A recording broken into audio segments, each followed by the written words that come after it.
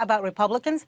I'm really tired of hearing words like disappointed, like disturbed, like I'm bothered, like I wish he wouldn't do it. It's time that somebody looks at the camera and looks at him and calls him up and says, listen, you crazy lunatic 70-year-old man baby, stop it. You are now the president of the United States, the commander-in-chief, and you need to stop acting like a mean girl because we just won't take it. We won't vote with you. We won't work. That's Ana Navarro on CNN today. Noted Republican reacting to President Trump's disparaging tweets today. He said, quote, I heard poorly rated Morning Joe speaks badly of me. Don't watch him anymore.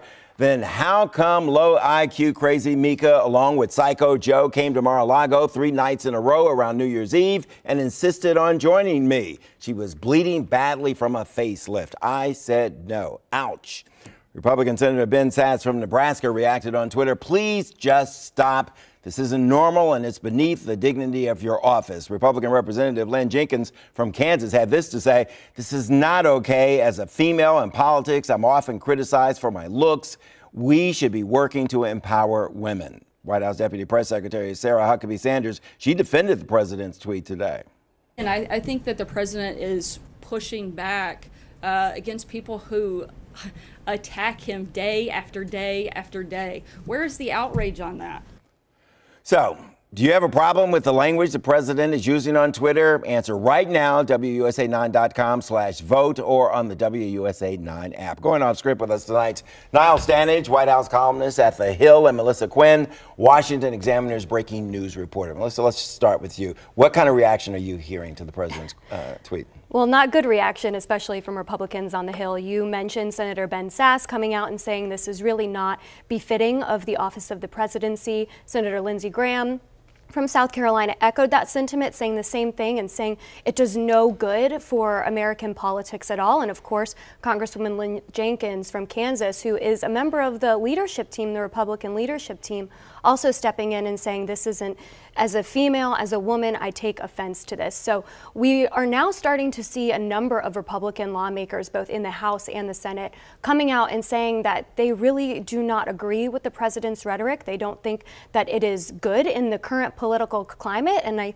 think a lot of them would really just prefer if Trump put the cell phone down. And where does it go from here? How does it manifest itself? Does it affect bill, legislation, the work that they're supposed to be doing out there? Is it something else? Well, it does, according to Republicans whom I've been speaking with today. And part of the problem is that it takes attention off all of these substantive things that the White House would prefer to focus on, that Republicans on Capitol Hill would prefer to focus on, and instead they're having to defend the indefensible, which is the kind of tweets that we're hearing. They are very frustrated. Mitch McConnell, for months, this Republican leader in the Senate, has been suggesting publicly that the president should curtail his Twitter use.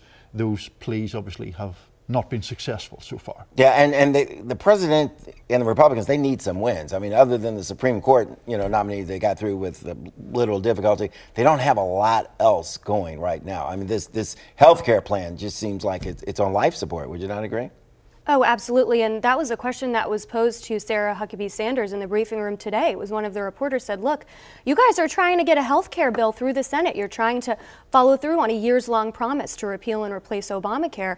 And yet you have the president of the United States taking to his Twitter account to distract from that. We know that after Senator McConnell delayed the vote on the health care bill earlier this year, even more Republicans started to come out saying this is a bad bill that we can't support.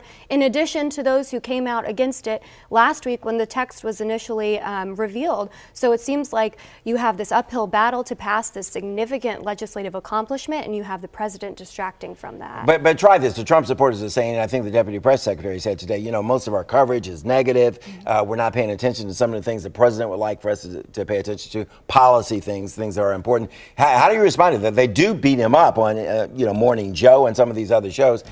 How do we respond to that? There are certainly shows and news organizations that are pretty trenchant in their criticisms of the president. But Sarah Huckabee Sanders' argument was we don't pay enough attention to policy. What then are we supposed to do when the president tweets something like this? Are we supposed to ignore that, pretend it doesn't happen? No, they've already said that's the voice of the president. No, take that seriously. Exactly. And now their argument is, well, the president shouldn't be held to any different standard than a cable news anchor. That is an arguable case, but it's not the kind of case that we're used to hearing. All right, thank you both very much.